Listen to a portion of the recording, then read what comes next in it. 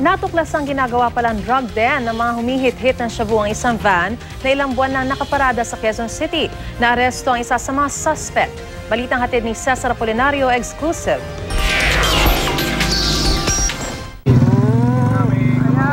Hindi akalaing pwestuhan pala ng mga drugista ang van na ito na 3 buwan na raw nakapark sa St. Mary Street sa barangay E. Rodriguez, Quezon City. Tinted ang van at pinalibutan pa ng kurtina para raw takpan ang nangyayari sa loob. Kuha mo kung anong gagawin ko para ito. Nabisto ng mga tanod ang 3 umanong adik habang gumagamit ng iligal na droga sa loob mismo ng van. Timbog si Renato Robles habang nakatakas naman ang 2 pa niyang kasamahan. Nagtaka sila ba't umaalog? Tapos nung puntahan nila at i-confirm kung ano yung nangyayari, yun pala, nagpapat-session. Ilang pakete ng hinihinalang shabu at ilang drug paraphernalia ang narecover sa van.